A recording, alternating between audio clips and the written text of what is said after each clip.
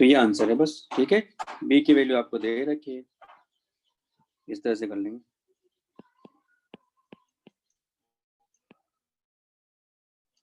H5, what is the magnetic energy density?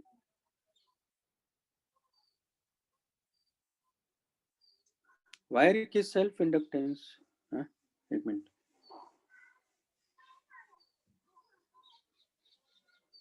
क्या question पूछा आपने, एक मिनट हो गया।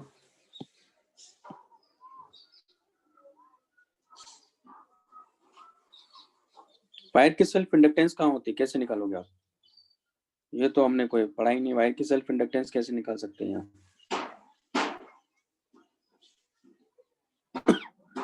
ठीक है ना, ये वैसे भी उसकी नहीं बात कर रहा है, तो ये कह रहा है कि ये वाला कॉन्सेप्ट की बात कर रहा है यहाँ, ठीक है, इसी से करना है, ओके। क्योंकि उसने कहा कि यहाँ से r डिस्टेंस पर कितनी एनर्जी स्टोर होगी, तो ये कहने का मतलब है इसका। H5 पे क्या कह रहा है, what is the magnetic energy density in terms of standard constant and r at the centre of circulating electron in the hydrogen atom. तो इसमें हाइड्रोजन एटम के केस में क्या करना है, देखो ये हमारे पास में इलेक्ट्रॉन है,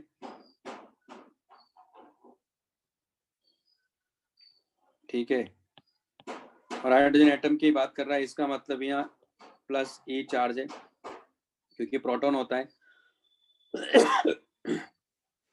तो बोर मॉडल की बात कर रहा है, इसका वेलोसिटी v और रेडियस अगर r है, तो इस केस में क्या हो जाएगा हमारे पास, तो एक तो ये इक्वेशन है mvr इक्वल टू nh/2 तो ये अपने से कह रहा है कि मैग्नेटिक एनर्जी डेंसिटी बताओ, तो मैं पहले तो वो निकालना पड़ेगा अपने को, तो यानी पूछ कह रहा सेंटर पे, दरअसल ये फॉर्मूला पूछ रहा है, यानी ये पूछ रहा है b²/2 म्यू नॉट, ये पूछ रहा है वो। यानी अगर इलेक्ट्रॉन की बात करेंगे तो इस केस में क्या होता है कि इलेक्ट्रॉन के केस में जो मैग्नेटिक फील्ड होता है यहाँ, वो कितना होता है, म्यू नॉट I/2r, जहाँ I क्या लिखते हैं हम लोग, I कैपिटल T, ओके। तो एक तो R निकालेंगे, तो यहाँ क्या होगा, दरअसल एक तो ये इक्वेशन है, दूसरी इक्वेशन ये लगेगी E²/4πε0r इक्वल टू, एक तो मोमेंट है ना, ये एंगुलर मोमेंटम क्वांटाइजेशन वाला कॉन्सेप्ट लगता है, और एक सर्कुलर मोशन वाला लगेगा, तो ये हो जाएगा mv²/r। इन दोनों इक्वेशन को सॉल्व कर लो, यहाँ से v और r निकाल लो, v और r मिल गया तो 2πr/v, ये टाइम पीरियड मिल जाएगा, टाइम पीरियड मिल गया तो I मिल जाएगा, I मिल गया, R आपने यहाँ से ऊपर से निकाल ही लिया तो आपको B मिल जाएगा, तो I और R मिल गया तो B मिल गया, तो आपको फिर ये मिल जाएगा, ठीक है। तो मेन इक्वेशन है ये, इनको यूज करके हम लोग सॉल्व कर लेंगे।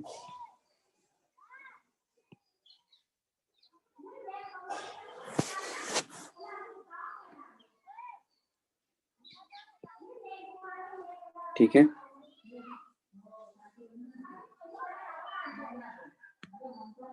लिख लीजिए।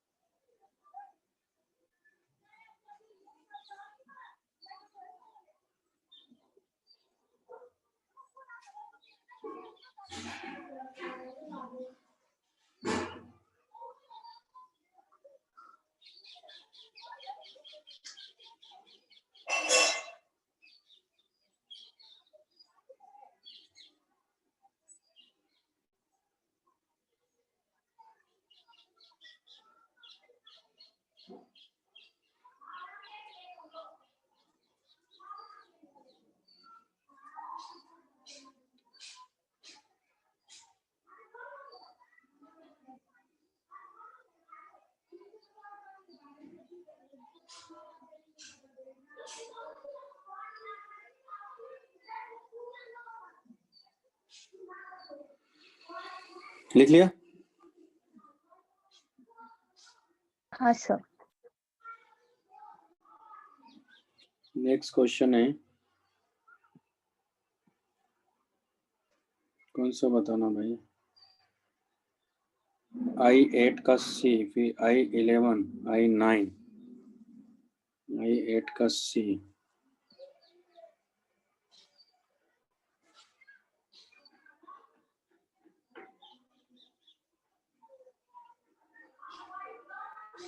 अब जैसे क्वेश्चन है हमारे पास में I8,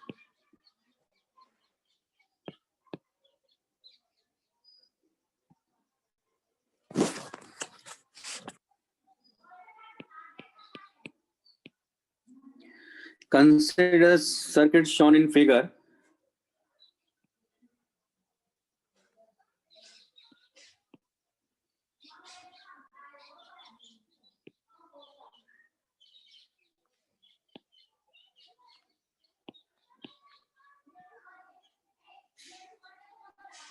ये हमारे पास में ऐसा सर्किट है, ये में ये प्लस माइनस, ये R1, ये R2 और ये L। Consider the circuit shown in figure. Find the current through the battery a long time after the switch S is closed. तो उस केस में क्या हो जाएगा, करंट अपने को चाहिए, तो इसके अक्रॉस तो इंड्यूस्ड ईएमएफ क्या हो जाएगा, 0, जब हम t टेंड्स टू इन्फिनिटी की बात करेंगे।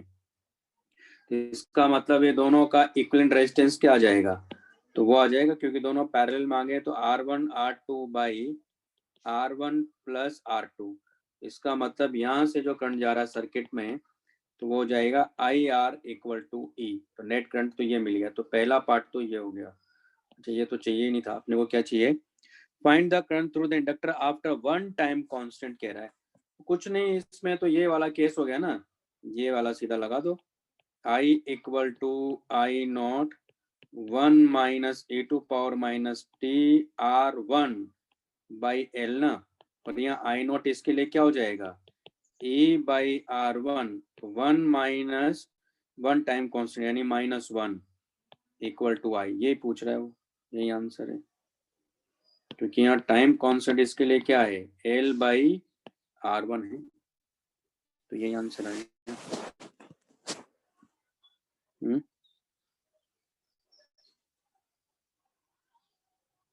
अच्छा, एक minute, find the current through the battery long after the switch S is closed. Suppose the switch is opened at t equal to 0. अच्छा, ओपन कर दिया, नहीं तब तो फिर ये थोड़ी होगा, ये तो उसका है जब ये चार्जिंग था, है ना, तो ये तो उस केस में जब ये चार्जिंग है, अगर ओपन कर दिया स्विच को ओपन कर दिया तो सर्किट तो फ्री हो गया ना।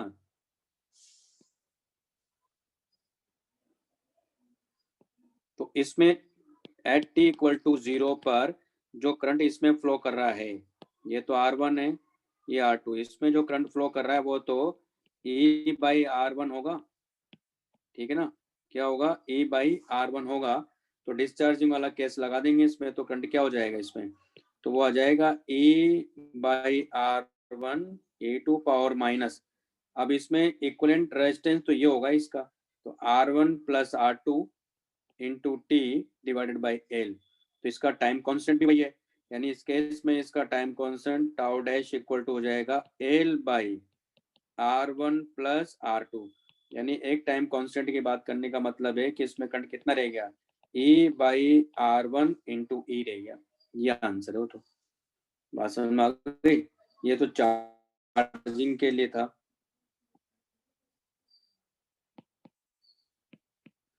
और डिस्चार्जिंग के केस में इसका टाइम कांस्टेंट क्या होगा, L by R1 plus R2 होगा। बात समझ में आई? हाँ सर। हाँ सर। तो ये हो गया हमारे पास में। अब नेक्स्ट है I9, लिख लीजिए इसको।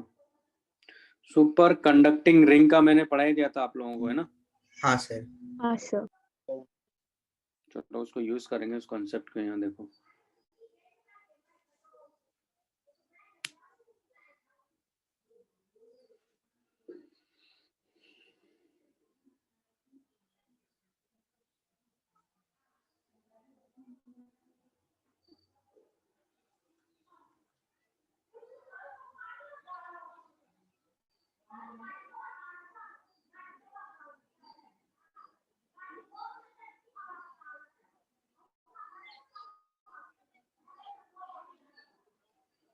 लिख लिया?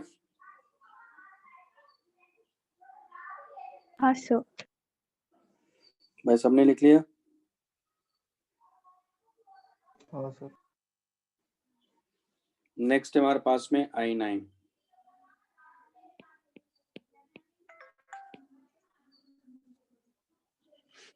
Super conducting loop of radius R has a self inductance L, है ना। ये एक लूप है जिसका रेडियस R दिया हुआ है और इसकी सेल्फ इंडक्टेंस जो है वो L है। Uniform constant magnetic field B is applied perpendicular to the plane of the loop, यानी मैग्नेटिक फील्ड ऐसे है जो कि यूनिफॉर्म है।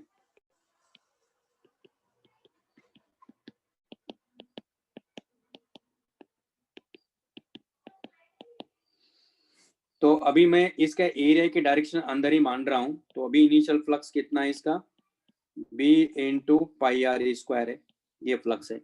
अब इसमें कॉन्सेप्ट क्या है कि टोटल फ्लक्स हमेशा कांस्टेंट रहेगा, तो हमारे पास क्या निकल के आया था, D by D T phi, मतलब phi minus L I, phi minus L I, है ना। ये थ्योरी में पढ़ा चुका था। ये इक्वल टू क्या रहता, 0, यानी phi minus L I equal to क्या हो गया, कांस्टेंट। ये तो क्या कह रहा है, uniform constant magnetic field is applied perpendicular to plane of the loop, initially current in the loop is 0, यानी phi initial minus L into 0 equal to, इसको ले लिया मैंने फाई नॉट, यानी फाई इनिशियल कितना है इसका, तो वो आ जाएगा B into pi R square. ये फाई, ये जो फाई है वो उसका है जो फ्लक्स चेंज वहां से हो रहा है, ठीक है। तो फाई नॉट की वैल्यू अपने को मिल गई यहाँ से, तो फाई नॉट कितना आ गया, B into pi R square. अब क्या कह रहा है, the loop is rotated about diameter by 180 degree. 180 degree rotate करने का मतलब है कि अगर ये पॉइंट A है और ये B है, तो रोटेट करा के ये क्या कर गया है इसने,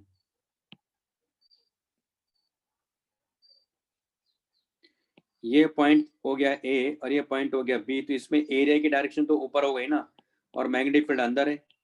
तो इस केस में जो फाइव फाइनल मिलेगा वो मिलेगा minus B into pi R square, फॉर्मूले में रख देंगे तो क्या हो जाएगा, phi final minus L I equal to क्या होना चाहिए, फाई नॉट। तो फाइव फाइनल कितना है यहाँ, तो minus B pi R square minus L I equal to B pi R square. तो ये आना चाहिए करंट, समझ में आया। तो इसका करंट कितना आ जाएगा यहाँ देखेंगे तो ये आ जाएगा L इक्वल टू, मतलब sorry I equal to 2B pi R square by L, minus है इसका मॉड ले लेंगे, मैग्नीट्यूड में इतना करंट होगा, यही आंसर है, ठीक है ना। तो इस तरह से करना था, लिख लीजिए इसको।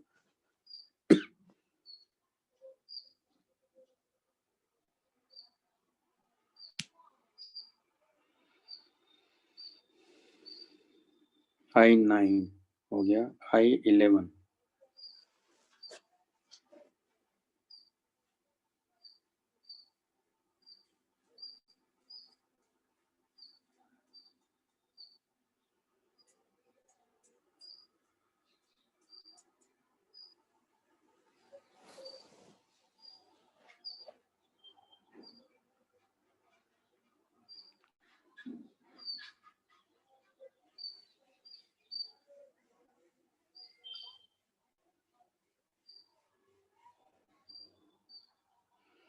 लिख लिया भाई?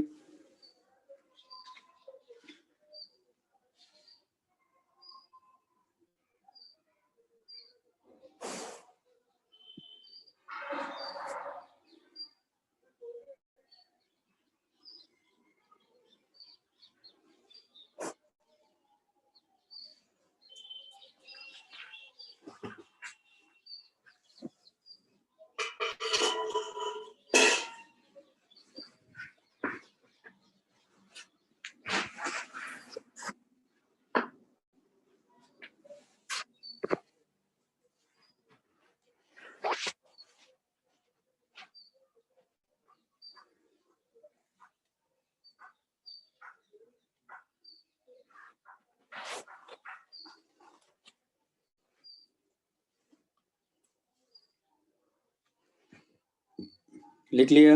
हो गया सर। नेक्स्ट है I11।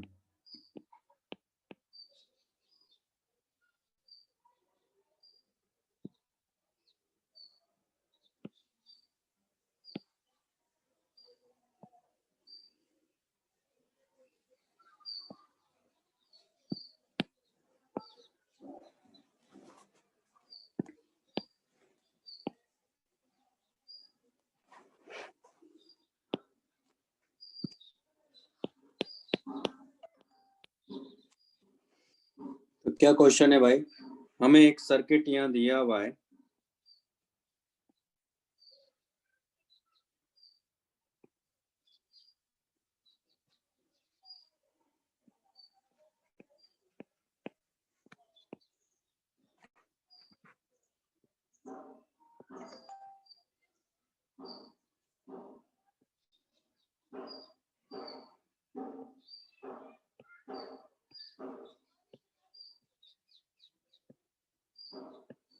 ये E है और ये भी E है, तो ये S1 है, ये R है, ये L है, ये S2 है और ये 2R है।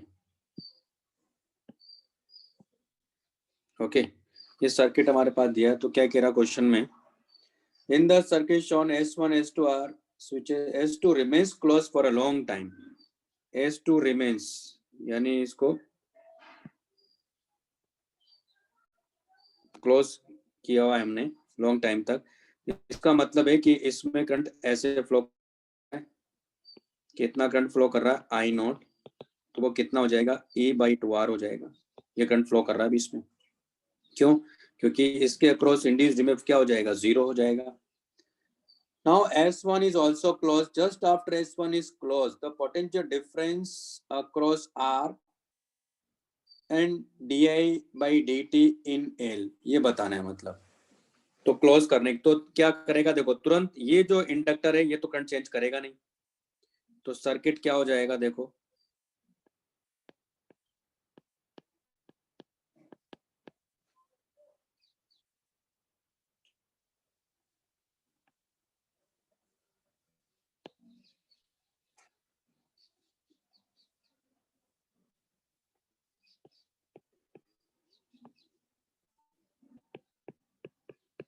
तो यहां से इसमें करंट क्या फ्लो कर रहा है आई नॉट, तो आई नॉट ही फ्लो करने देगा है।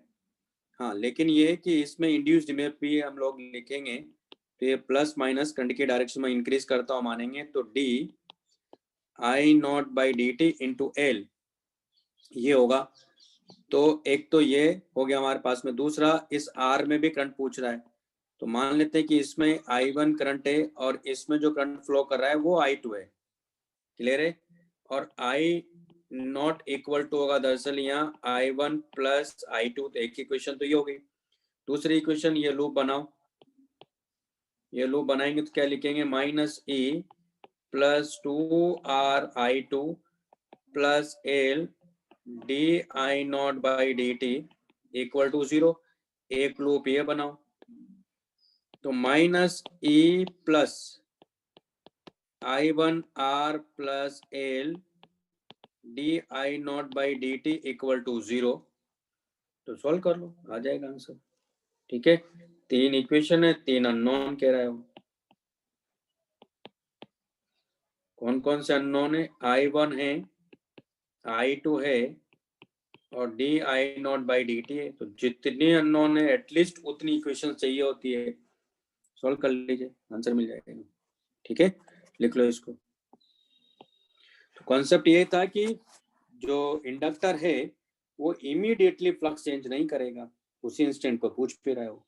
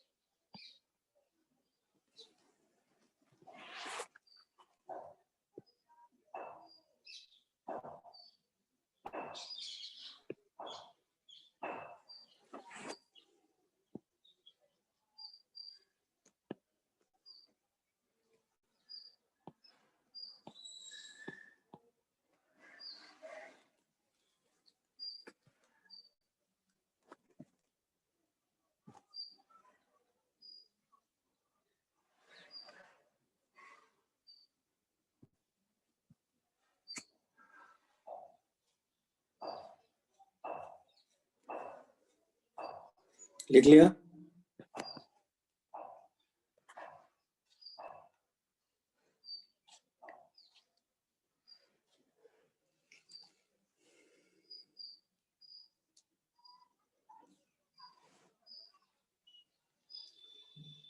लिख लिया ना?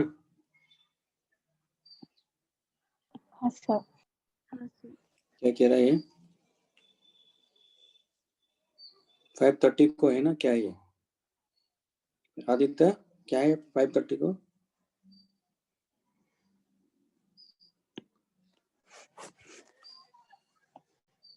और भी क्वेश्चन है?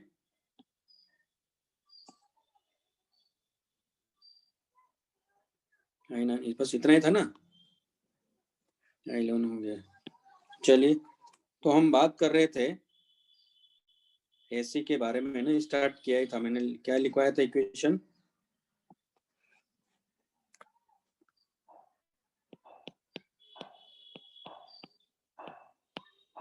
अल्टरनेटिंग करंट, ठीक है।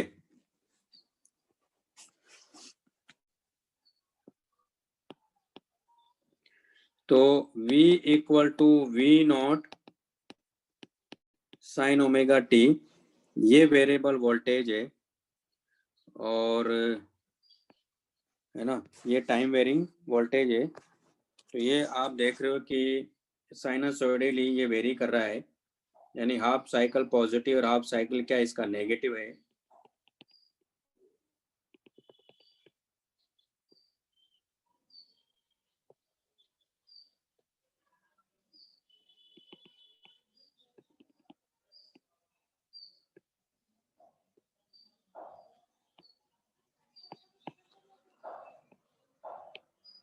तो ये V नॉट है, ये माइनस V नॉट है, ठीक है। तो half positive half negative, half positive half negative, ये इस तरह से हमारे पास में है। तो इसी को हम बोलते हैं अल्टरनेटिंग वोल्टेज। तो ये क्या हमारे पास में अल्टरनेटिंग वोल्टेज है। हमने इसकी एवरेज वैल्यू के बारे में बात किया था। तो क्या बताया था, एवरेज वैल्यू की जब भी बात करेगा तो एक इंटरवल गिवन होगा, है ना? क्या होगा? इंटरवल गिवन होगा, उस इंटरवल में ही वो एवरेज वैल्यू की बात करेगा। तो जैसे अगर मैं कहूँ कि t equal to 0 to t equal to pi by omega, तो ये क्या है? ये पाई बाई ओमेगा है, ये क्या है? 2 पाई बाई ओमेगा है, ओके। इसमें अगर एवरेज वैल्यू की बात करेंगे हम लोग, एवरेज वोल्टेज, तो कैसे निकालते हैं average? V average equal to होगा V डी टी T1 से T2 डिवाइडेड बाई T1 से T2 डी टी। तो ये वैल्यू कितनी मिलेगी अपने को? सॉल्व करेंगे तो 2V नॉट बाई पाई मिलेगा। लेकिन अगर मान लो मैं एवरेज वैल्यू इस इंटरवल में कह रहा हूँ t equal to 0 to t equal to 2 pi by omega, आप करिएगा आपको 0 मिल जाएगा एवरेज वैल्यू। क्यों मिला 0? क्योंकि हाफ पॉजिटिव और हाफ नेगेटिव है, तो दोनों का सब मिला के क्या हो गया? वहां 0 हो जाएगा, ठीक है। फिर हमने आरएमएस वैल्यू की बात करेंगे हम लोग, ये लिख लो पहले आप।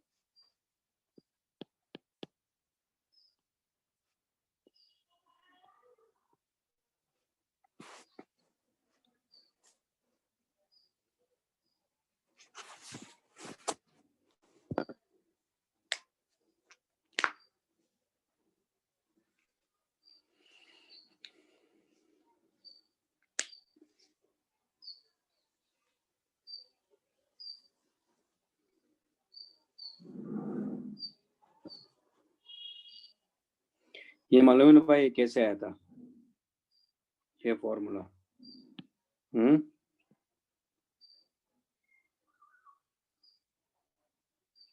हाँ सर।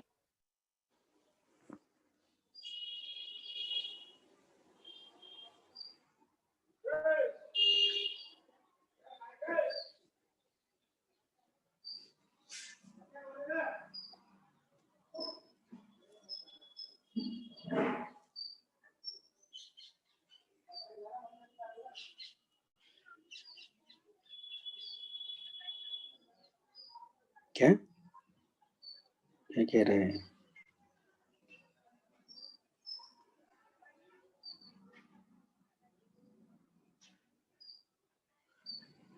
क्या कह रहा है सर? ये वी लिखना रहता है, हाँ? ये ले लो, वी ले लो, एक ही बात है। वहाँ क्या है, वी ले लिया मैंने, तो मैंने इसको चाहो तो आप ये भी ले लो, उसमें क्या है, E equal to E naught sine omega T, ये ले लो या वी ले लो, कहीं जगह आपको ये मिलेगा।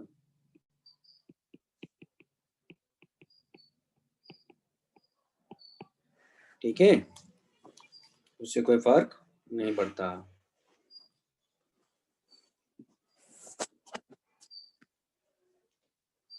लिख लिया?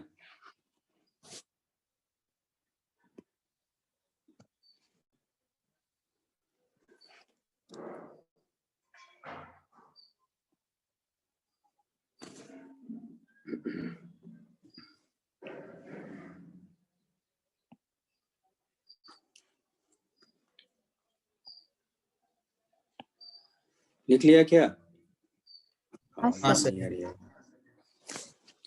अब इसे में इसकी वैल्यू की बात करेंगे, आरएमएस वैल्यू की बात करेंगे। आरएमएस वोल्टेज और वर्चुअल वोल्टेज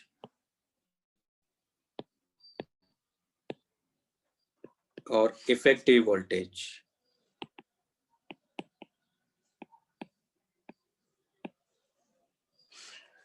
तो आरएमएस वैल्यू की जब बात करते हैं, रूट मीन स्क्वायर, पहले क्या करते हैं, रूट मीन स्क्वायर है तो मतलब पहले स्क्वायर करेंगे, फिर मीन लेंगे, फिर रूट लेंगे। मतलब कैसे, यानी V square equal to V not का whole square sine square omega T. पहले रूट, पहले स्क्वायर किया, अब इसका मीन लेंगे, तो एक टाइम इंटरवल के लिए बात कर लेंगे, या 0 से पाई बाय ओमेगा के लिए भी आंसर वही आएगा, 0 से 2 पाई बाय ओमेगा के लिए भी वही आएगा। तो इसका एवरेज वैल्यू तो क्या हो जाएगा, ये वी नॉट का whole square sine square omega T D T divided by 0 से ये लिखेंगे 2 pi by omega D T,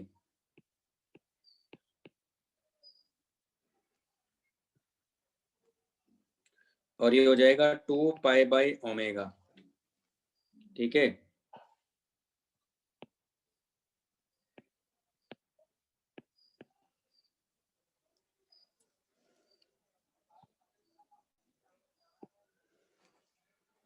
तो ये आ जाएगा हमारे पास में।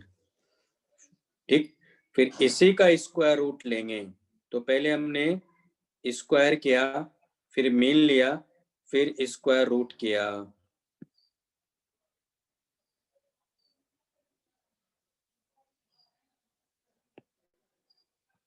तो इसको बोलते हैं वी आर एम एस, और ये आप सॉल्व करेगा, ये मिलेगा आपको V not by root to.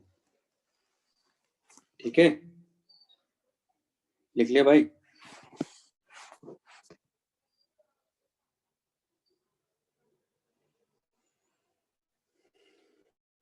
मेरी आवाज आ रही है ना? हाँ सर। हाँ सर।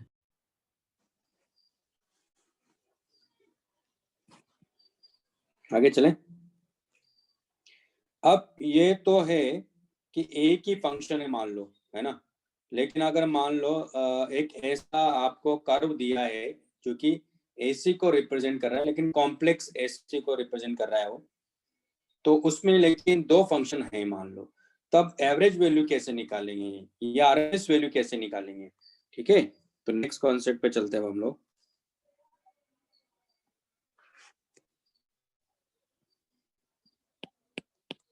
यानी एक क्वेश्चन मैं यहाँ ले रहा हूँ, क्वेश्चन ऐसा है,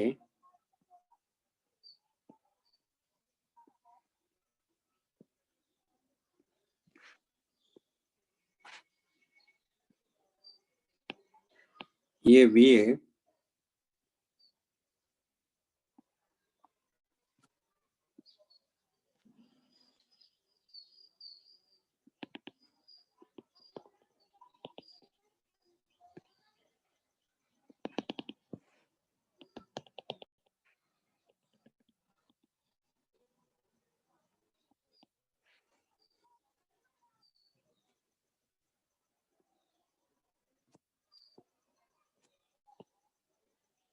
ये इस तरह का फंक्शन है हमारे पास में, ठीक है।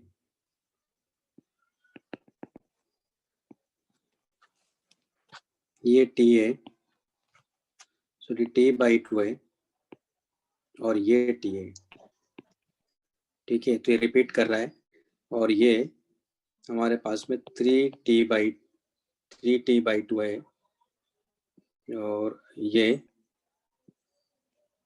हमारे पास में 2t है, ठीक है। तो आप यहाँ देखो, ये v0 है और ये -v0 है। तो ये t/4 है, ये 3t/4 है, इस तरह से ये, ठीक है। तो आप देख रहे हो कि 0 से t/4 अलग फंक्शन है और t/4 से 3t/4 अलग फंक्शन है ना। और फिर 3t/4 से तो मतलब रिपीट कर रहा है मेरे, देखो रिपीट तो कर ही रहा है, यानी 0 से t/2 में हाफ है और t/2 टी में भी नेगेटिव, मतलब आप देखो कि ये जितना ऊपर वाला हाफ हाफ मतलब हाफ पोर्शन ऊपर का, मेरे कहने का मतलब है पूरे टाइम पीरियड में हाफ पॉजिटिव हाफ नेगेटिव है, लेकिन दो फंक्शन है साथ में। तो पहले तो हम लोग यहाँ फंक्शन बना लेंगे। तो कैसे बनाएंगे देखो, यानी v equal to,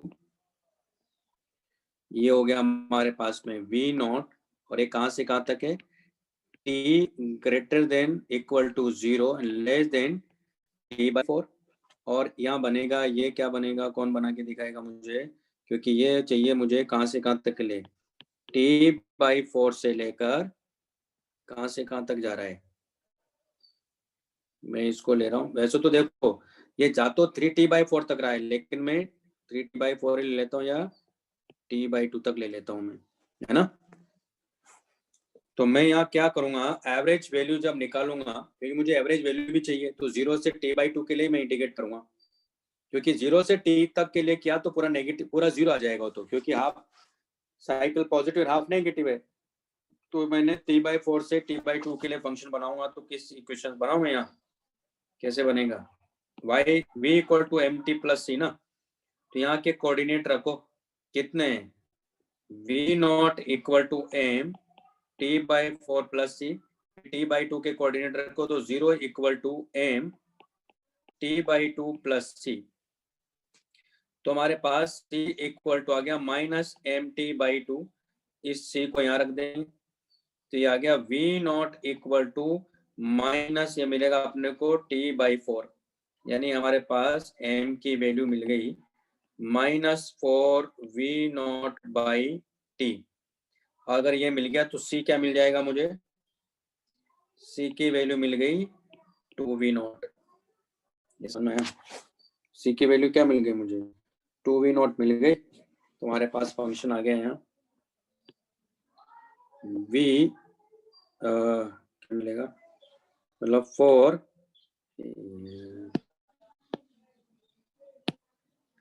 minus 4v0/t into T plus 2v0, ये हमारे पास में आ गया। आगे बात समझ में। तो अब अपने को एवरेज वैल्यू चाहिए, तो एवरेज वैल्यू कैसे निकालते हैं, तो v एवरेज, इसको मैं लेता हूँ कि ये मान लेते हैं v1 है और इसको मैं ले लेता हूँ ये v2 है। तो एवरेज वैल्यू निकालते हैं हम लोग यहाँ ऐसा, 0 से t/4 v1 dt प्लस फिर t/4 से t/2 v2 dt divided by total time. तो टोटल टाइम कितना है यहाँ, t/2, या आप चाहो तो 0 से t/dt, 0 से t/4 dt प्लस t/4 से t/2 dt, तो भी वही आ जाएगा। तो टोटल टाइम ये आ गया। तो एवरेज वैल्यू ऐसे निकालेंगे, ये लिख लो पहले।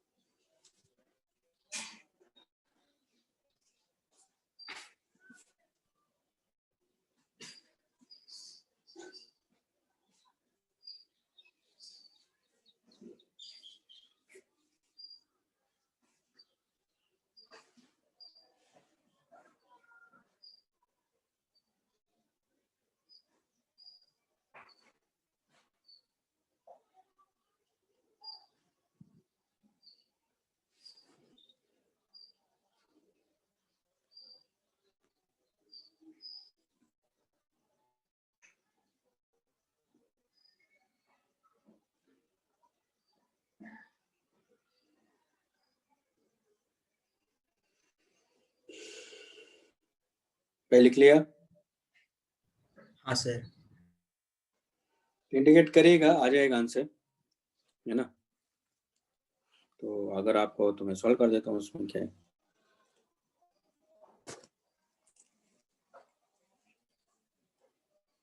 ठीक है, कर लीजिएगा, कोई दिक्कत नहीं, उसमें इंटीग्रेशन ही तो करना है।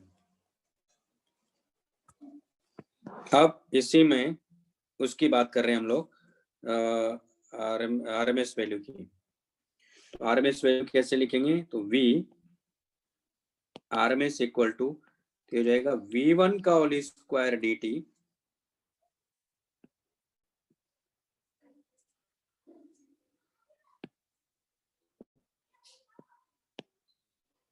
VRMS इक्वल टू जाएगा V1 का होल स्क्वायर dt, है ना, प्लस V2 का होल स्क्वायर dt।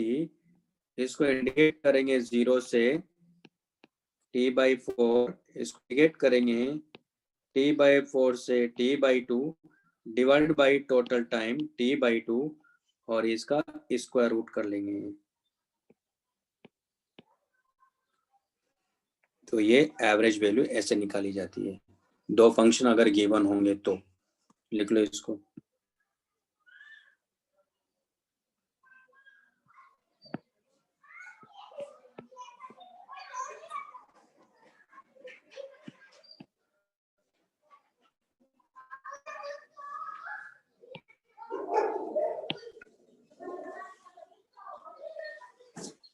बात समझ में आ गई ना? हाँ सर। तो इसका ध्यान रखना है, ऐसा क्वेश्चन आया ही नहीं अभी तक। दो फंक्शन दे दिए जाएं तो कैसे करें। वैसे तो एक बार ओलंपियाड में आया था ऐसा क्वेश्चन, उसमें एवरेज वैल्यू पूछा था, तो निकाल के दिखाया था आपको मैंने, वो करंट इलेक्ट्रिसिटी में था एक क्वेश्चन।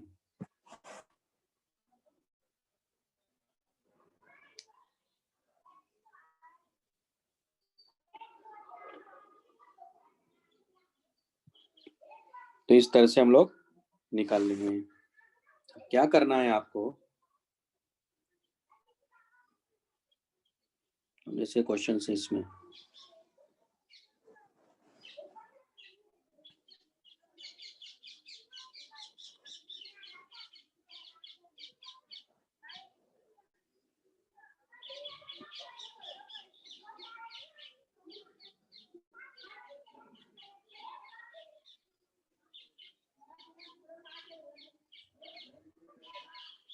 और शीट में जाइए आप लोग, ये क्वेश्चंस करिए।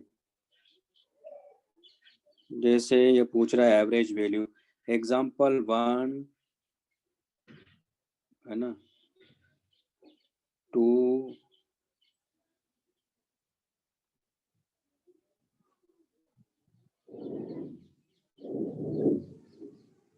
3, 4, 5, ये 5 क्वेश्चन है। 5, 6, 7 करो, ये 1 to 7 क्वेश्चन करो।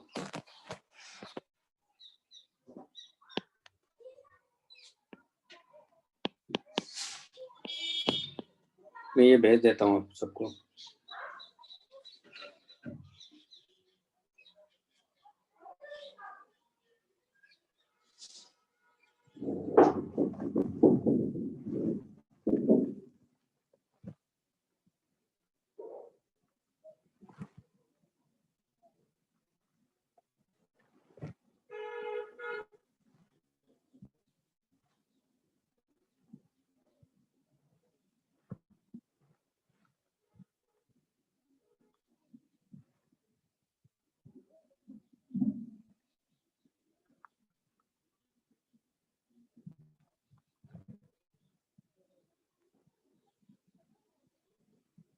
करिए क्वेश्चंस करिए, मैंने भी सेंड भी किया आपने।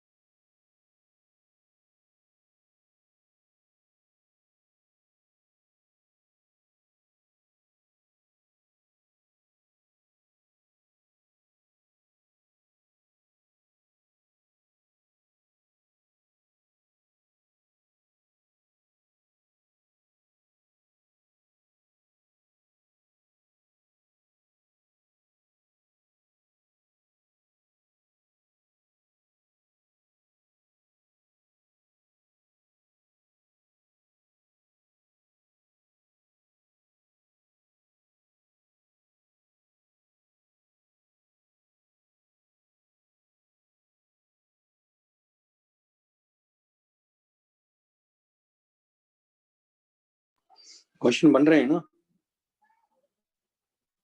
हाँ हाँ सर।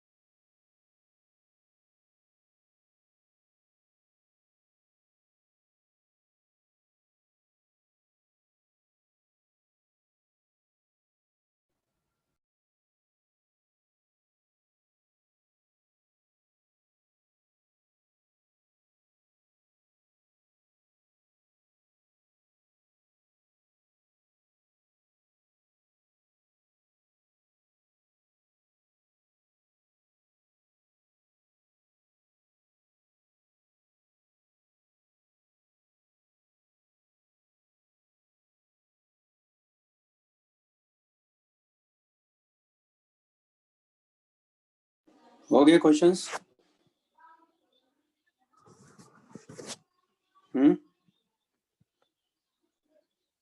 तो एक मिनट बस।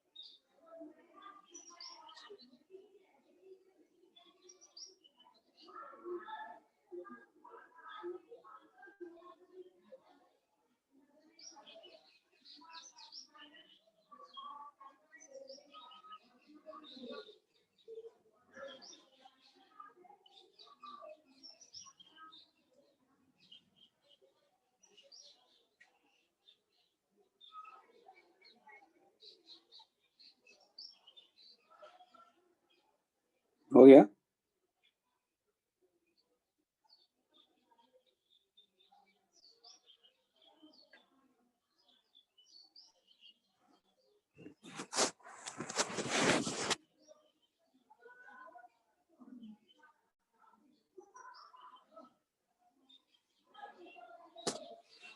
हो गया क्या? हाँ सर। समझ में आ गया ना कैसे करना? बाकी लोगों से हो गया क्वेश्चन? गुड। ठीक है, तो इस तरह से हम लोग कर लेंगे। तो जैसे आप देख रहे हो कि जैसे वोल्टेज का किया वैसे करंट का भी कर लेंगे। करंट की एवरेज वैल्यू भी निकाल लेंगे, है ना, उसकी आरएमएस वैल्यू भी निकाल लेंगे। ठीक है,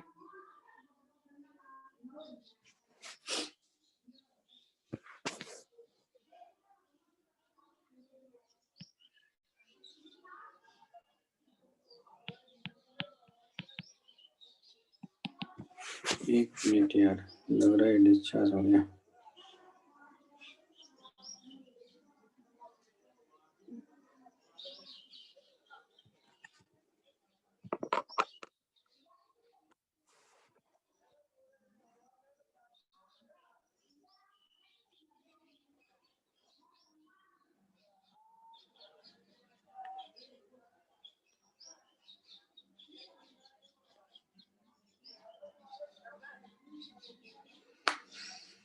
तो अब जो नेक्स्ट कॉन्सेप्ट पे हम लोग जा रहे हैं वो ये कि अगर कैपेसिटर को ऐसी वोल्टेज से कनेक्ट किया तो किस तरह से उसमें करंट चेंज हो रहा है, उसके अक्रॉस वोल्टेज जो भी है वो बनेगा। ठीक है, फिर अगर इंडक्टर है तो किस तरह से वेरी कर रहा है उसके बारे में बात करेंगे हम लोग। फिर कॉम्बिनेशन के बारे में बात करेंगे कि रेजिस्टर और कैपेसिटर साथ में है तो क्या होगा। तो यहाँ सबसे पहले हम बात करेंगे इसमें फेजर डायग्राम के बारे में। फेजर डायग्राम दरअसल ये वेक्टर ही है, यानी जो इलेक्ट्रिक करंट है ना, जो वोल्टेज है, इसको हम लोग एज अ वेक्टर ट्रीट करेंगे। लेकिन अब देखो ये वेक्टर तो है नहीं, तो यहाँ इनको बोला जाता है फेजर। यानी फेजर को एज अ वेक्टर ही ट्रीट करेंगे हम लोग, है ना। लेकिन यहाँ इनको क्या बोलेंगे, फेजर, यानी फेजर डायग्राम के बारे में बात करेंगे हम लोग। तो कैसे देखे अभी बताता हूँ मैं आपको।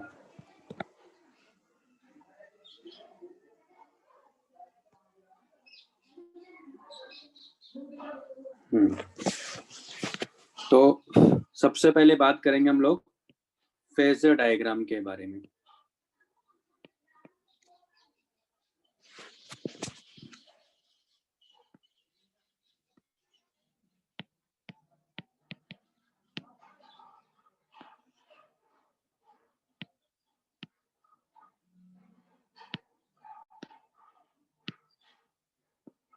Phasor diagram,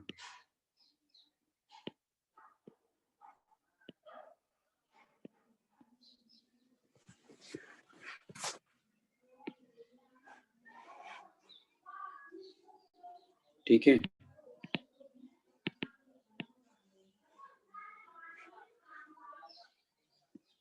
electric current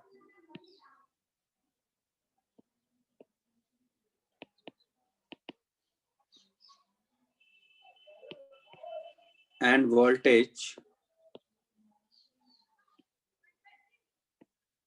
are treated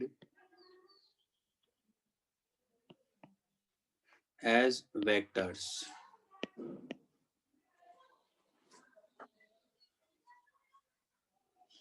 Length of the vectors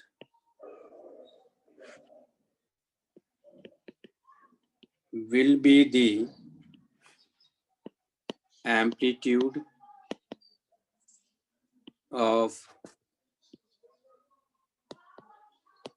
electric current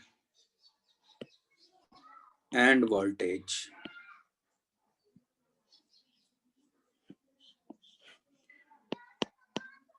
These vectors rotate anti-clockwise with some angular velocity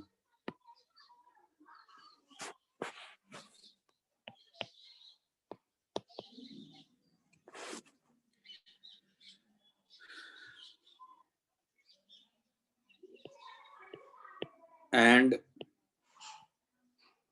vertical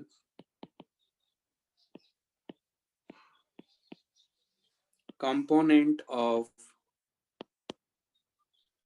these vectors give the instantaneous electric current and voltage। देखो कैसे लिख लो, फिर बताता हूँ मैं आपको।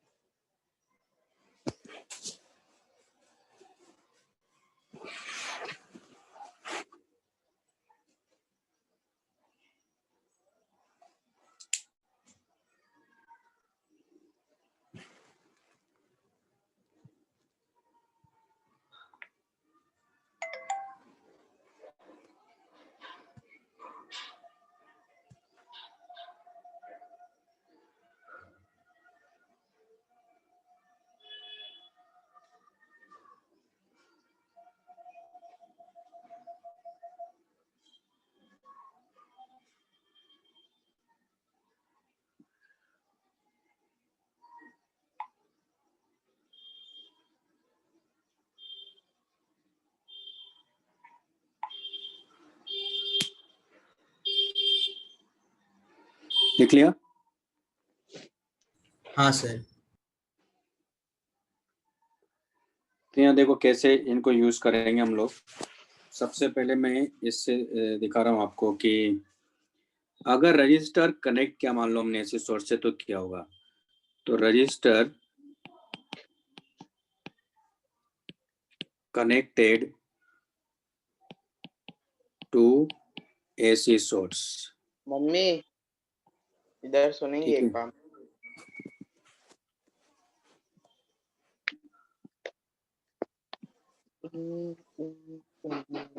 सुमित बंद करो अपना ये माइक।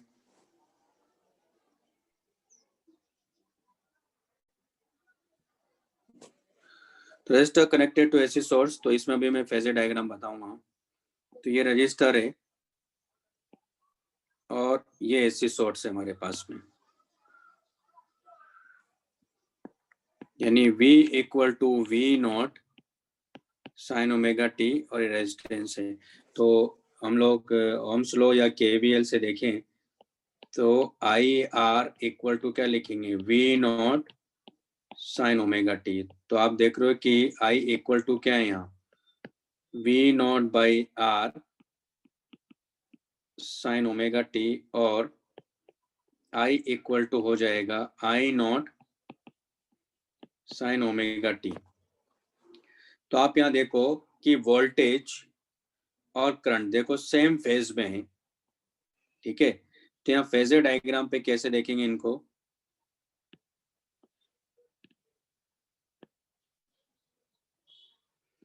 तो फेजर डायग्राम यानी एक तरह से कार्टेशियन कोऑर्डिनेट सिस्टम है, और ये रेफरेंस लाइन होती है इसमें।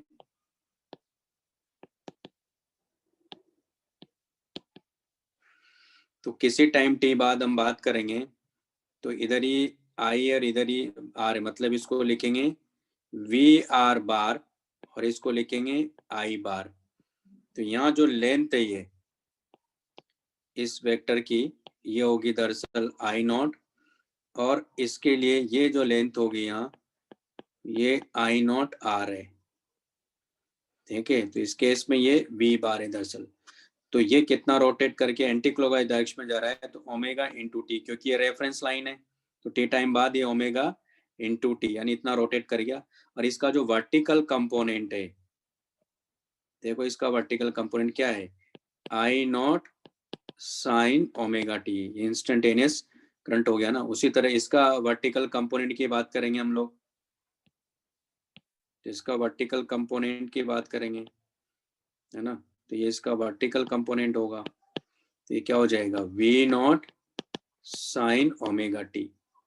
समझ में आया कॉन्सेप्ट फेजर डायग्राम वाला भी। तो ये वर्टिकल कंपोनेंट है ना, तो यानी इसका जो वर्टिकल कंपोनेंट होगा इन वेक्टर का, वो हमेशा क्या देगा आपको, इंस्टेंटेनियस वोल्टेज, इंस्टेंटेनियस करंट देगा, और इन वेक्टर की जो लेंथ होगी वो एम्पलीट्यूड देगा।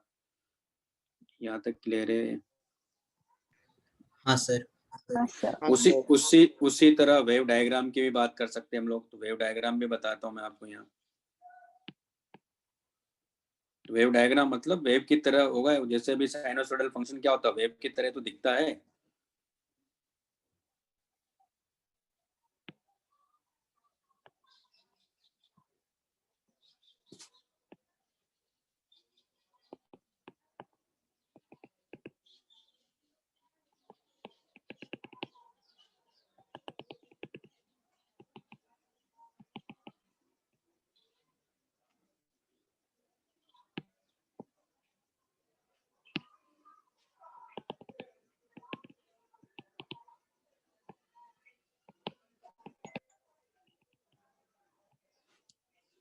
तो यानी ये इस तरह से होगा।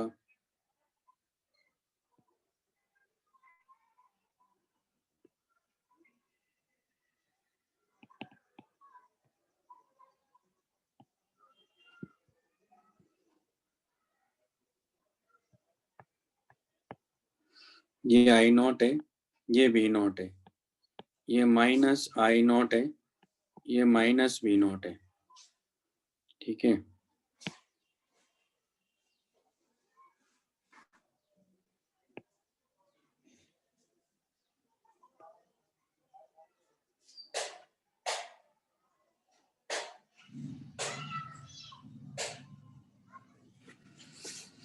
तो ये इसको वेव डायग्राम बोलते हैं हम लोग।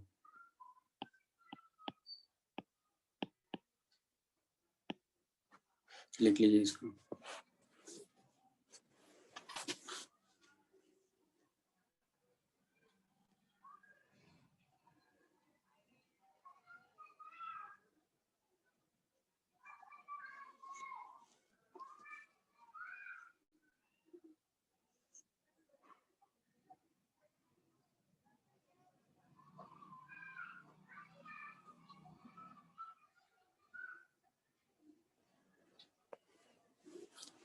यहाँ जो आई नॉट आर है वो किसके इक्वल है? ये वी नॉट के इक्वल है ना। तो वी नॉट इक्वल टू क्या है यहाँ? आई नॉट आर है।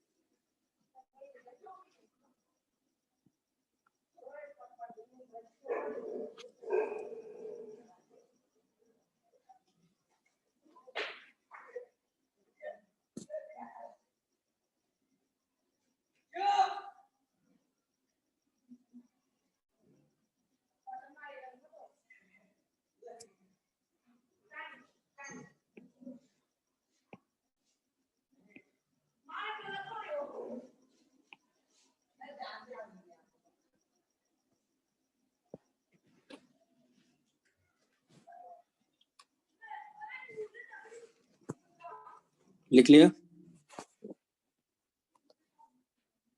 हाँ सर। हाँ सर। लिखना है बाकी लोगों को? नेक्स्ट पेज पे जाओ। अब है जैसे एक तो ये हो गया। नेक्स्ट हमारे पास में capacitor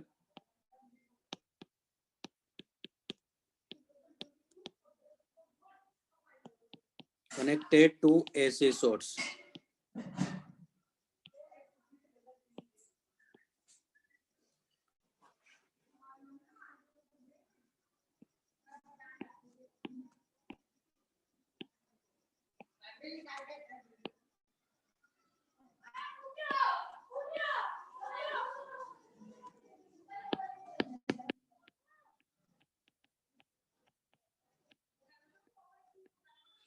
V equal to V naught sine omega T, है ना।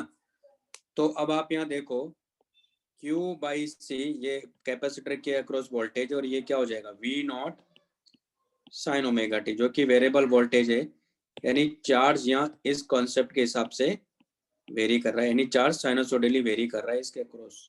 ओके, अगर मैं इसको डिफरेंशिएट करता हूँ या इसी को डिफरेंशिएट करता हूँ, मान लो, तो ये क्या लिखूंगा मैं यहाँ? dq by dt equal to I और ये क्या हो गया सी वी नॉट ओमेगा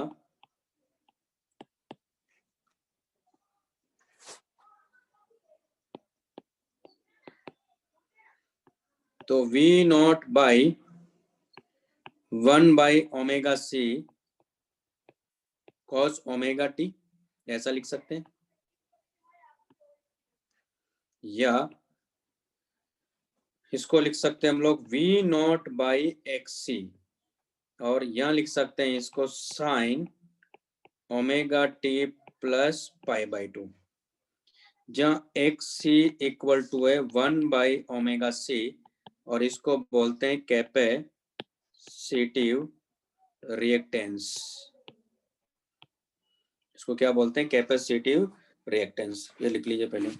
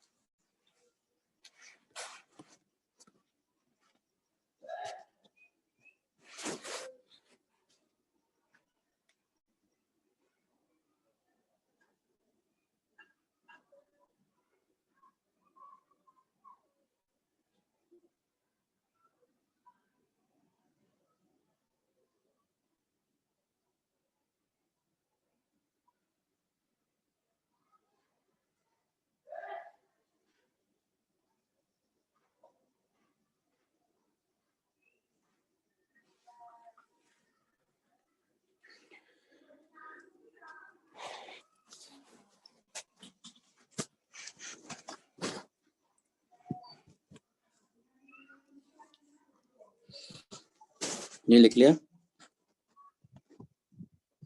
हाँ हाँ सर। सर।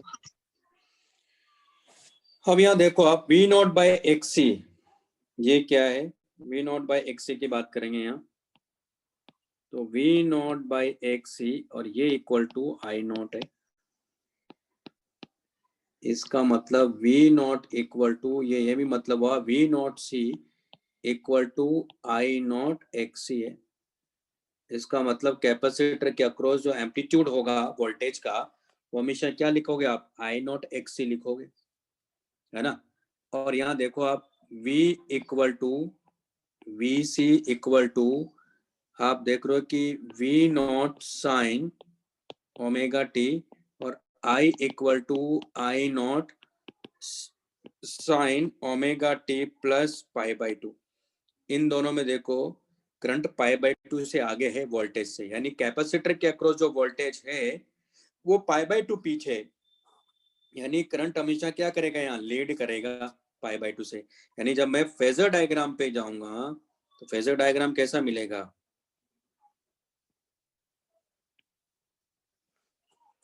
क्योंकि करंट और वो रजिस्टर के अक्रॉस जो वोल्टेज वो तो सेम होता है, लेकिन यहाँ तो कैपेसिटर है, तो इसका मतलब क्या हुआ कि ये अगर वीसी बार है, जो कि ये क्या है वी बार है, तो करंट क्या है इससे पाई बाई 2 आगे है, ये आई बार है। तो ये रेफरेंस लाइन से यानी ओमेगा टी चल चुका है ना, एंगुलर डिस्प्लेसमेंट इसका ये, तो ये कितना हो गया इसका, यानी ये हो गया पाई बाई 2 प्लस ओमेगा टी। तो ये रोटेट करेंगे एंटी क्लॉकवाइज डायरेक्शन में ओमेगा से, तो अब आई हमेशा क्या होगा वी से आगे रहेगा, पाई बाई 2 आगे रहेगा। क्लियर, तो ये फेजर डायग्राम हो गया इसका। तो इन दोनों के बीच में जो एंगल होगा हमेशा क्या रहेगा वो 90 डिग्री रहेगा, यानी कैपेसिटर के अक्रॉस जो वोल्टेज है और वहां से जो करंट जा रहा है दोनों के बीच में हमेशा पाई बाई 2 का फेज डिफरेंस होगा। ओके, ये लिख लीजिए।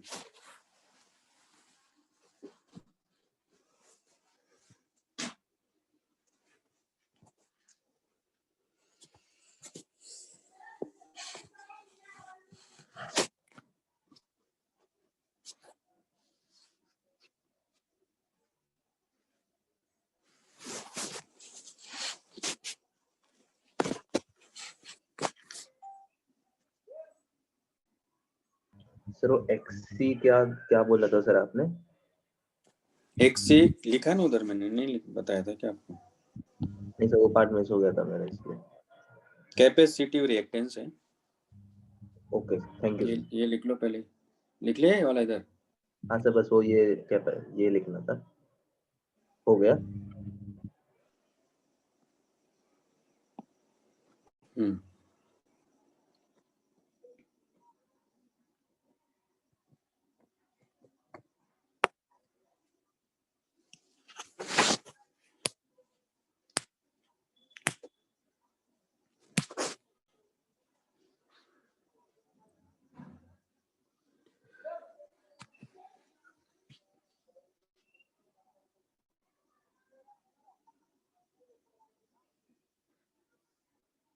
लिख लिया नहीं है?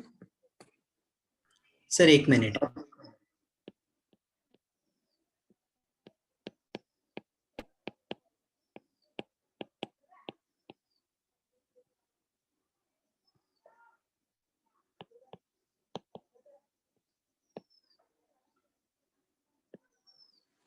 हाँ सर लिख लिया। नेक्स्ट है हमारे पास में instantaneous electric energy and average electric energy.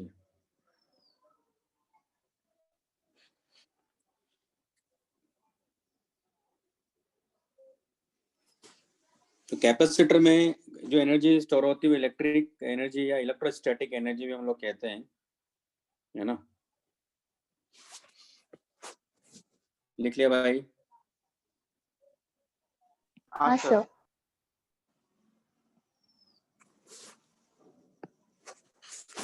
तो अभी हमने देखा कि चार्ज कितना है इसके ऊपर, तो since Q equal to C V naught sine omega T, तो एनर्जी कितनी होती है? Q square by 2C। ये एनर्जी आ जाएगी हमारे पास में, तो हाफ सी वी नॉट का whole square sine square omega T. ये हो गई इंस्टेंटेनियस इलेक्ट्रिकल एनर्जी।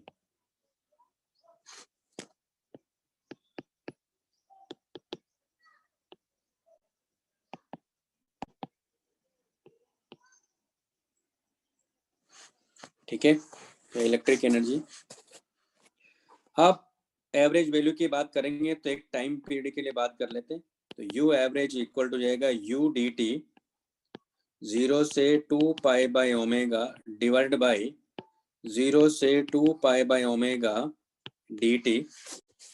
तो ये वैल्यू हो जाएगी हमारे पास में 0 से 2 pi by omega C V not का whole square by 2 sine square omega T D T divide by 0 से 2 pi by omega D T. तो यहाँ हो जाएगा हमारे पास में सी वी नॉट का whole square by 2 divided by ये मिलेगा 2 पाई बाई ओमेगा, और sine square omega T D T, इसका इंटीग्रेशन क्या होता है? T by 2 minus sign 2 omega t divided by 4 omega limit 0 से 2 पाई बाई ओमेगा।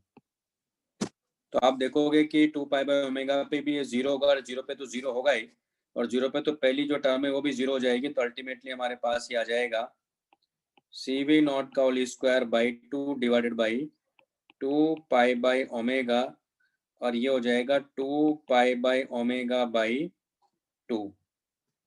तो ये हमारे पास आ गया यू एवरेज। ठीक है, तो ये लिख लो पहले।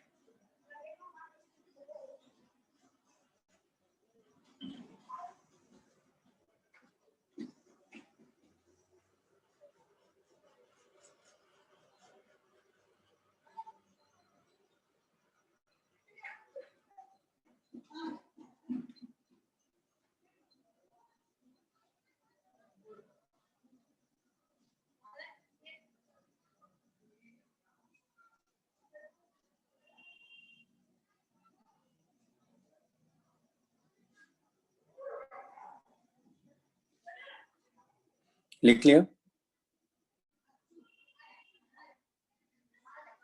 हाँ सर। हाँ सर। यहाँ से देखो आप, ये वाली क्वांटिटी कैंसिल आउट हो जा रही है, तो अल्टीमेटली हमारे पास में यू एवरेज इक्वल टू मिलेगा CV नॉट का होल स्क्वायर बाई 4। इसको हम लोग ऐसे भी लिख सकते हैं 1/2 CV नॉट का होल स्क्वायर बाई 2 लिख सकते हैं, या 1/2 C V नॉट बाई √2 का होल स्क्वायर लिख सकते हैं। तो यू एवरेज इक्वल टू आ गया हमारे पास में हाफ C V RMS का होल स्क्वायर। तो हमारे पास में ये एवरेज वैल्यू होगी। तो VRMS कितना हो गया? V नॉट बाई √2 होता है। जब भी साइनोसॉइडल फंक्शन का आप RMS वैल्यू निकालोगे वो V नॉट बाई √2 ही आएगा। तो साइन का क्या हो जाएगा फिर? मतलब इसका इलेक्ट्रिक करंट का क्या हो जाएगा? I नॉट बाई √2 हो जाएगा RMS वैल्यू, है ना। तो ये इसकी एवरेज वैल्यू ये होगी हाफ C V RMS का होल स्क्वायर। लिख लीजिए इसको।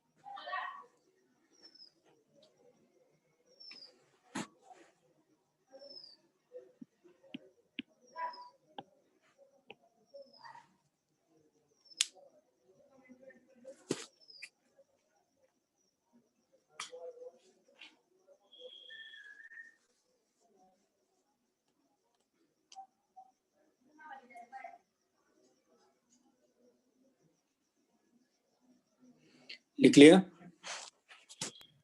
सर। हाँ सर। नेक्स्ट हमारे पास में inductor.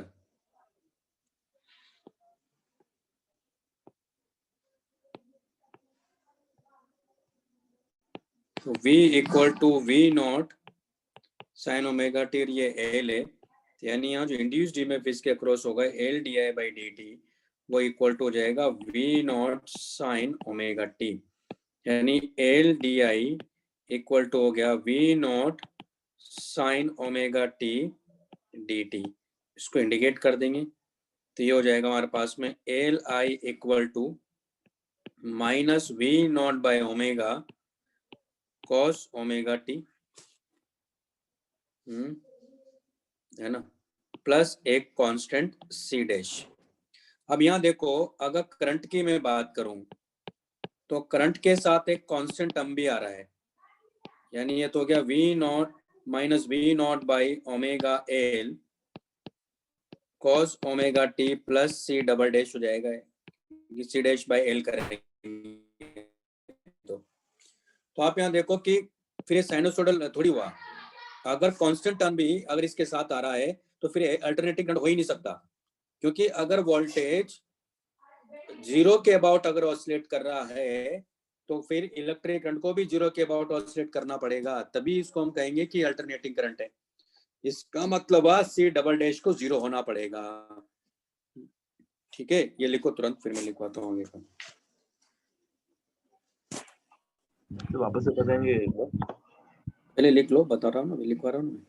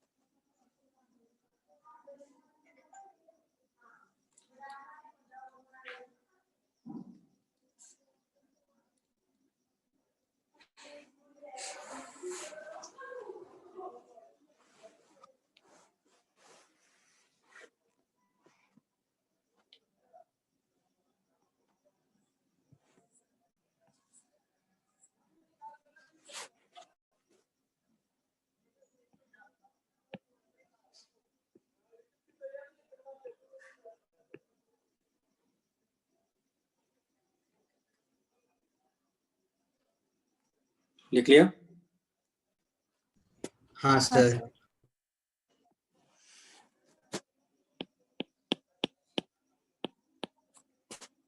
Since voltage is oscillating about the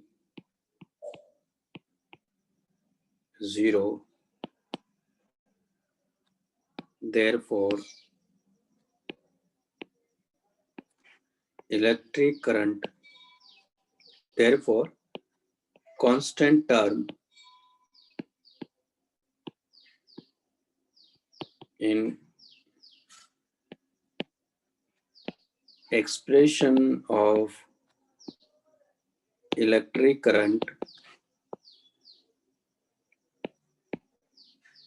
must be zero. ठीक है, इसका मतलब हुआ I equal to minus V naught by omega C cos omega t, omega C नहीं, ओमेगा एल ए। ओके, ये होगा हमारे पास में, ये मैं बोल रहा था, अभी समझ में आया? क्योंकि वोल्टेज अल्टरनेटिंग है तो करंट को भी अल्टरनेटिंग होना पड़ेगा, वो तभी हो सकता है जब कांस्टेंट टर्म जीरो होगी। आई बात समझ में?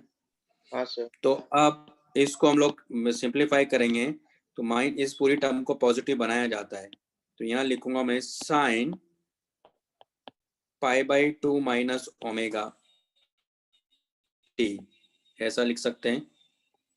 तो हमारे पास आ जाएगा है, माइनस को अंदर ले लेंगे तो V not by omega L sine omega T minus pi by 2। Clear? तो यहाँ हो गया हमारे पास में V not by X L, ये हो गया sine omega T minus pi by 2। तो यहाँ एक्स एल इक्वल टू क्या है? Omega L.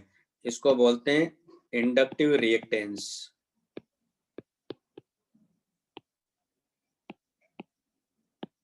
अच्छा, इसका जो एसआई यूनिट है ना, वो दरअसल ओम है, यानी एक तरह से रेजिस्टेंस की तरह काम करता है। ठीक है, किस तरह काम करता है? रेजिस्टेंस की तरह काम करता है।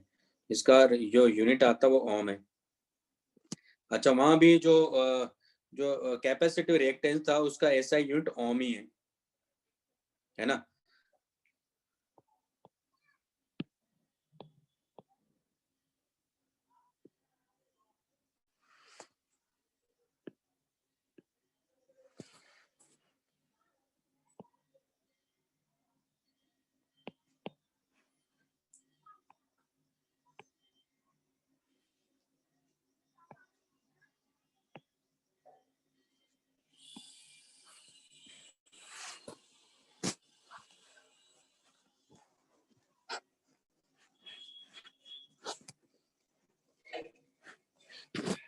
अब देखो यहाँ एक चीज और बताता हूँ मैं आपको इसमें। देखो ये आप ये देखो कि जो डीसी जो डायरेक्ट करंट होता है ना,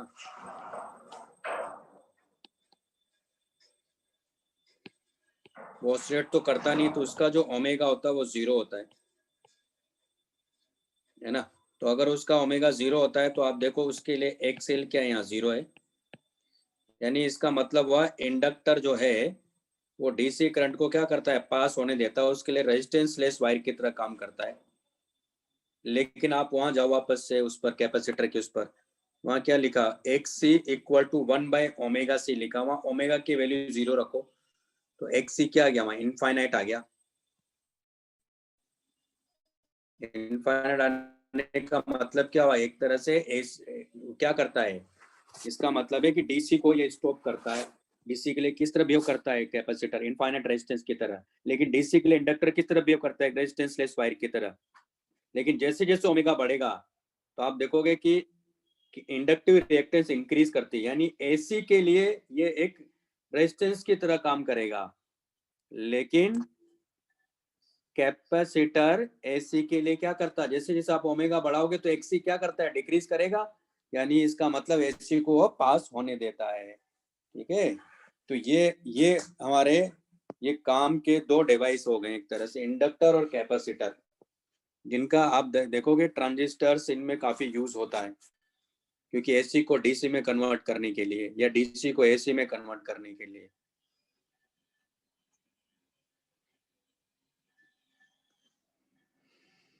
ये लिख लिया?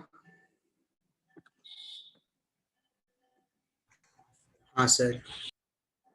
है ना। हाँ सर। अब यहाँ देखो आप, करंट क्या कर रहा है यहाँ देखो। अच्छा, करंट को और क्या लिख सकते हैं हम लोग यहाँ, और I equal to I not sine omega T minus π/2, जहाँ आई नॉट इक्वल टू क्या है, V not by X L है। यानी वी नॉट इक्वल टू या V not L equal to हमेशा क्या लिखेंगे, आई नॉट एक्स एल लिखेंगे। यानी इंडक्टर के अक्रॉस जो एम्पलीट्यूड होगा वोल्टेज का, वो हमेशा आई नॉट एक्स एल होगा। ठीक, तो यहाँ अगर मैं डायग्राम बनाता हूँ, फेजर डायग्राम, तो आप देखोगे कि यहाँ इंडक्टर के अक्रॉस जो वोल्टेज है, दरअसल वो π/2 से क्या कर रहा है, लीड कर रहा है। यानी ये V बार या VL बार है, और करंट क्या कर रहा है यहाँ, π/2 से पीछे, ये I बार है, ये 90 डिग्री एंगल है। और यहाँ ये जो एंगल है ये कितना है, ये ओमेगा इंटू टी है, तो फिर ये एंगल कितना आ रहा है, ओमेगा टी माइनस π/2 है। ये फेजर डायग्राम हो गया।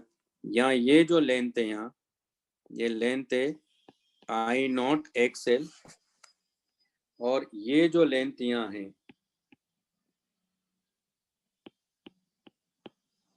आई नॉट है, लिख लीजिए।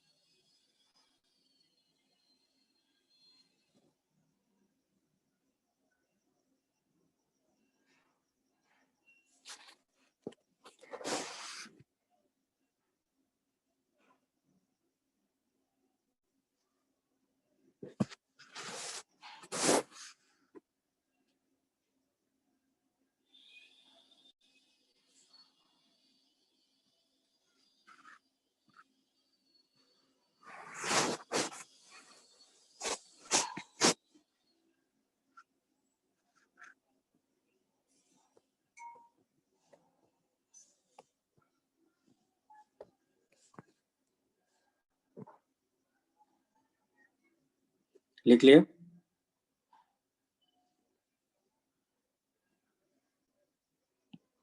हाँ सर। नहीं लिया? हाँ, अब नेक्स्ट हमारे पास में मैग्नेट इंस्टेंटेनियस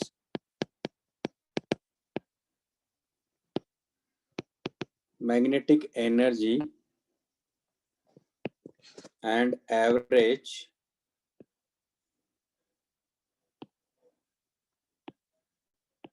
magnetic energy. ठीक है, तो हमें मालूम है कि I इक्वल टू क्या है, since I equal to I naught sine omega T minus pi by 2 है। तो यहाँ इलेक्ट्रिकल मैग्नेटिक एनर्जी क्या होती है, हाफ एल आई स्क्वायर। तो ये आ गया हमारे पास में हाफ एल आई नॉट का whole square sine square omega T minus pi by 2। तो u इक्वल टू कितना हो गया, हाफ एल आई नॉट का whole square cos square omega T. ये इंस्टेंटेनियस एनर्जी हो गई, इंस्टेंटेनियस मैग्नेटिक एनर्जी होगी। u एवरेज की बात करेंगे तो हो जाएगा u डी टी 0 से 2 pi by omega divide by 0 से 2 pi by omega D T. इसको आप रखिए, इंडिकेट करिए, ये वैल्यू मिलेगी आपको दरअसल 1/4 एल आई नॉट का होल स्क्वायर।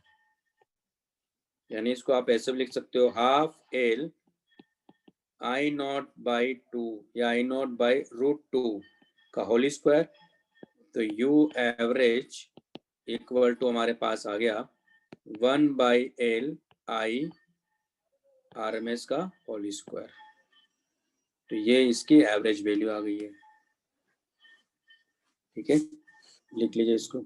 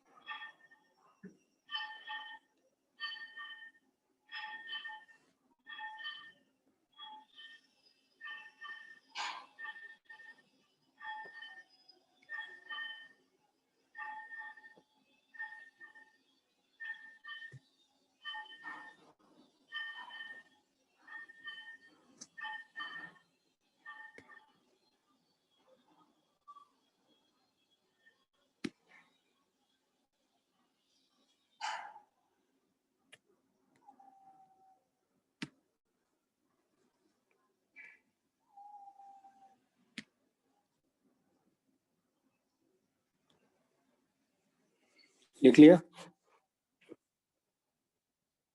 हाँ हाँ सर। सर।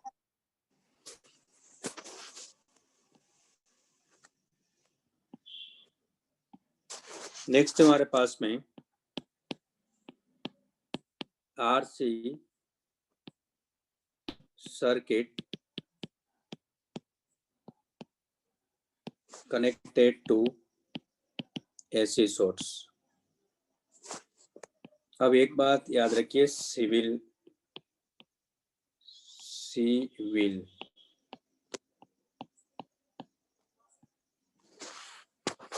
कैसे याद रखना, देखो ये तीनों को एक साथ देखना है। तो C मतलब कैपेसिटर, I मतलब इलेक्ट्रिक करंट, V मतलब वोल्टेज। I पहले आ रहा है तो I लीड करेगा कैपेसिटर में, वोल्टेज से आगे रहेगा। ठीक है, तो अगर प्योरली है तब तो करंट और वोल्टेज में पाई बाय 2 का फेज डिफरेंस होगा, तो करंट क्या करेगा, पाई बाय 2 से आगे रहेगा कैपेसिटर में। और इसकी जब बात करेंगे यहाँ तो V आगे आ रहा है, इलेक्ट्रिक करंट पीछे आ रहा है, यानी कि वोल्टेज क्या करेगा, लीड करेगा पाई बाय 2 से इंडक्टर के अक्रॉस, है ना। तो करंट से आगे रहेगा पाई बाय 2 से। ओके, एल मतलब इंडक्टर। तो यहाँ मैं आरसी सर्किट ले रहा हूँ, तो यहाँ कैसे देखेंगे, फेजर डायग्राम से इस कॉन्सेप्ट को समझेंगे हम लोग। तो पहले तो ये देख समझ लेते हैं, ये सीरीज वाला ले रहा हूँ मैं, पैरेलल वाला भी बात करूंगा पहले। तो आरसी सीरीज सर्किट है,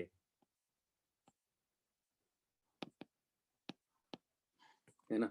तो ये हमारे पास में रजिस्टर है और ये कैपेसिटर है।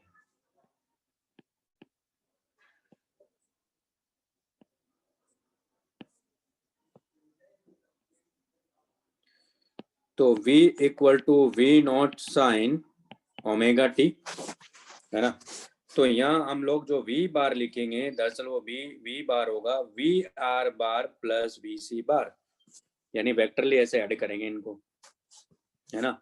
तो अब यहाँ जो सर्किट में देखो, वैसे तो डायरेक्शन तो होती नहीं करंट की इसमें, लेकिन समझने के लिए मैं मान लेता हूँ कि मान लो इसमें आई करंट ऐसे फ्लो कर रहा है ना, क्योंकि हाफ साइकिल क्लॉकवाइज होगा, half cycle anti clockwise current flow करेगा। अब ये अपने को लिखना है, तो कैसे लिखेंगे देखो, इसमें फेजर डायग्राम से इसको करेंगे। तो हमने सीखा कि रजिस्टर के अक्रॉस जो वोल्टेज है और जो वहां से करंट जा रहा है उस दोनों हमेशा सेम फेज में होते हैं। और कैपेसिटर केस में क्या होता है, करंट जो है π/2 आगे होता है उसके, वहां जो वोल्टेज है उससे। तो मतलब क्या हुआ, मतलब ये हुआ कि इधर होगा I बार, तो इधर ही VR बार भी होगा, और इधर होगा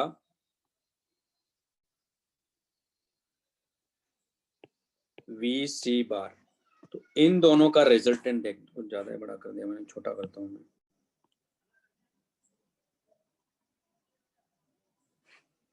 ये नीचे बनाते हैं,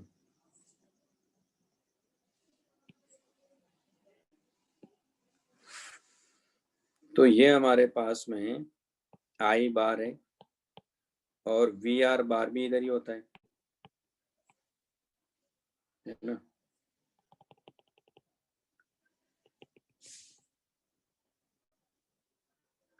और ये VC बार है, इन दोनों का जो रिजल्टेंट है ये V बार इधर है।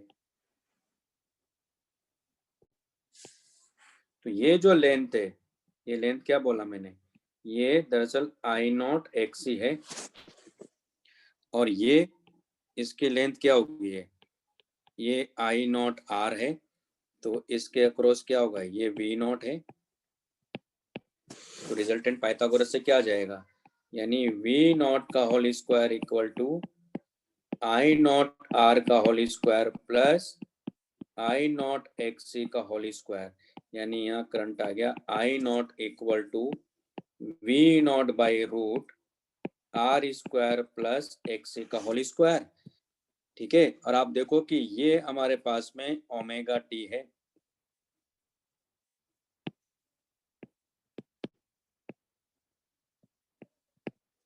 तो ये एंगल है हमारे पास में, मान लेते हैं फाई। तो अगर ये फाई है तो यहाँ से tan फाई क्या मिलेगा अपने को, तो tan फाई मिलेगा आपको perpendicular I0 XC by I0 R, यानी फाई इक्वल टू अपने को मिलेगा tan inverse XC by R। तो यहाँ आप देखो कि जो करंट है उस करंट को मैं लिखूंगा I0 sine omega T plus phi. तो इस केस में करंट और वोल्टेज, जो नेट वोल्टेज है उसके बीच में फेज डिफरेंस कितने का है, फाई का। हरी बात, जहाँ फाई की वैल्यू क्या है, tan inverse XC by R है। लेकिन कैपेसिटर के अक्रॉस जो वोल्टेज और वहां से जो करंट जा रहा है वो तो हमेशा π/2 का फेज डिफरेंस होगा। आगे बात समझ में। और ये नेट करंट है सर्किट के अंदर, और जो नेट वोल्टेज है उसमें, उसके बीच में फेज डिफरेंस कितना आ रहा है, फाई का आ रहा है। फाई इक्वल टू क्या है यहाँ, tan inverse X by R आ रहा है। ये लॉजिक समझ में आया। और I0 की वैल्यू ये आ रही है हमारे पास में, I0 की वैल्यू क्या आ रही है यहाँ, ये आ रही है।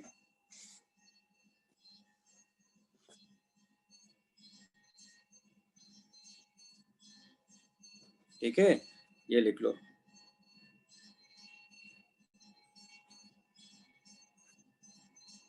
भाई बात समझ में आई।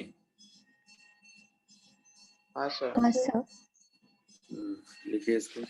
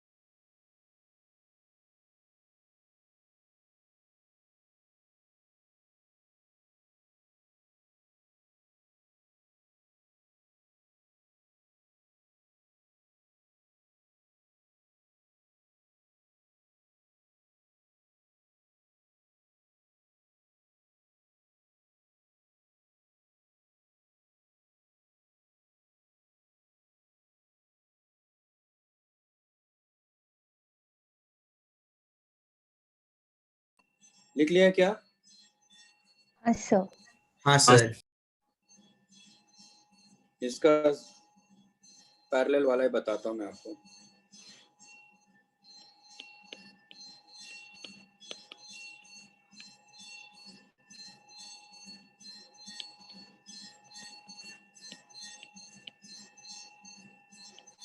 कनेक्टेड टू AC सोर्स, तो ये इस तरह से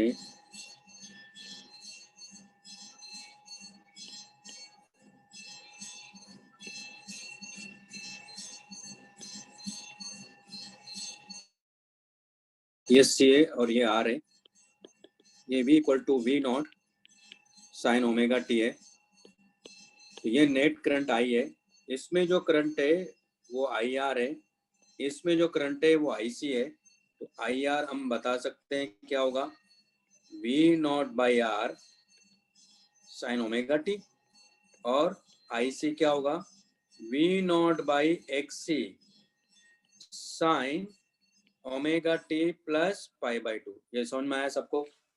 क्योंकि इसके अक्रॉस भी तो voltage V naught sine omega T है, लेकिन जो नेट करंट है तो KCL के हिसाब से क्या हो जाएगा, वो IR प्लस IC, यानी I इक्वल टू हो गया V naught by R sign omega T plus V naught by XC। अच्छा, XC इक्वल टू कितना है, 1 बाई ओमेगा C है,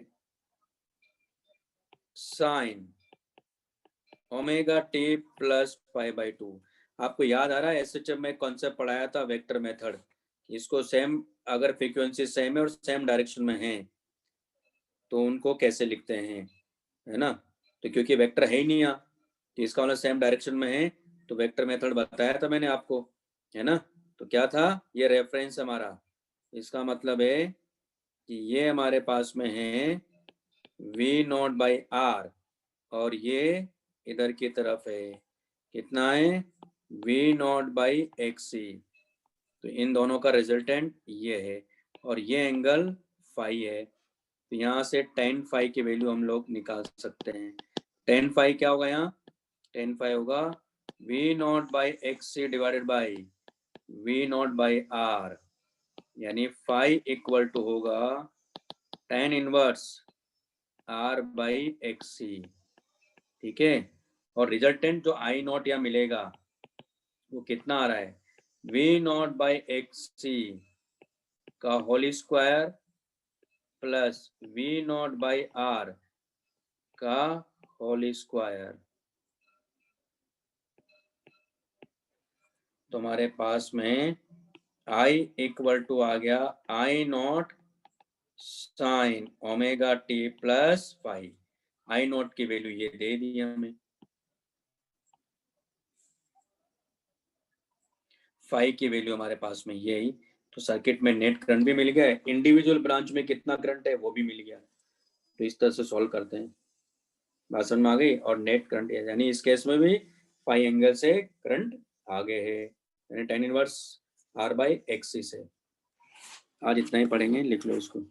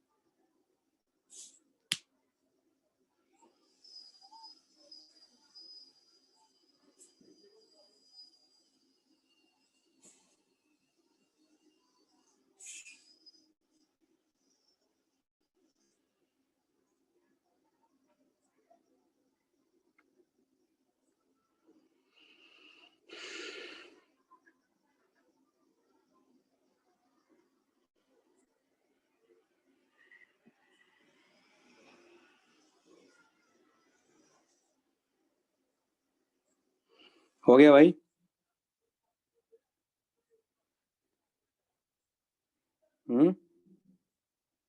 लिख लिया?